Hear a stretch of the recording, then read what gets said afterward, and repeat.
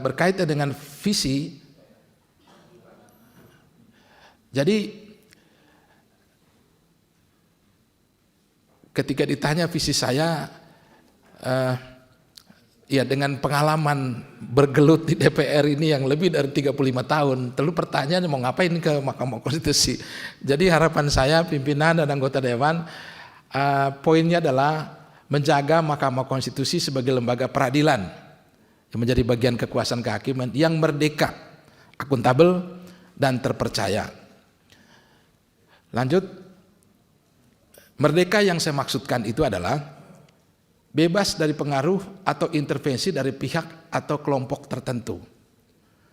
Bebas dari asumsi bahwa pendapat kalangan tertentu selalu benar dan DPR selalu menghasilkan undang-undang tidak berkualitas. Ini refleksi saya. Sepanjang kebetulan juga tugas saya sebagai kepala badan adalah menyiapkan keterangan DPR selama ini, ada kesan bahwa pendapat kelompok tertentu itu menjadi itu yang paling benar di Republik ini. Terus DPR produknya dianggap kurang bermutu atau buruk. Padahal banyak hal yang harus kita benahi cara berpikir seperti itu. Nah, ini yang mungkin saya akan perbaiki, artinya untuk menempatkan porsi pemikiran secara fair. Jadi merdeka tidak dipengaruhi oleh pemikiran-pemikiran kelompok atau golongan atau aliran pemikiran tertentu, dan juga bebas dari asumsi bahwa memang apa yang dilakukan oleh DPR itu juga untuk kepentingan bangsa negara ini. Jadi tidak memberikan atau pesimisme terhadap produk-produk yang dihasilkan oleh DPR.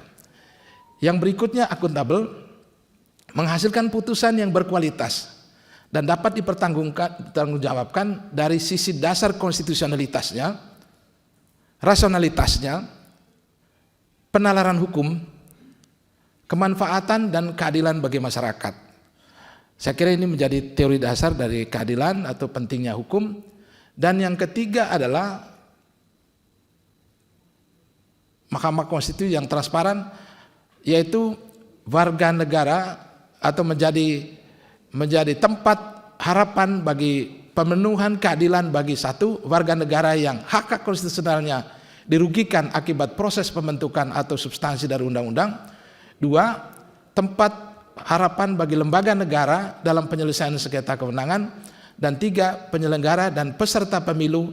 Dan empat, partai politik dalam perkara pembubaran partai politik. Jadi diharapkan ke depan Mahkamah Konstitusi betul-betul menjadi tempat yang dipercaya untuk bisa menyelesaikan persoalan dan mencari keadilan bagi siapapun, termasuk empat kelompok: satu, warga negara yang hak konstitusionalnya dirugikan; B, atau dua, lembaga negara yang bersengketa; tiga adalah penyelenggara dan peserta pemilu; dan empat adalah partai politik dalam perkara pembubaran partai politik. Berikut. Jelajahi cara baru mendapatkan informasi. Download Metro TV Extend sekarang.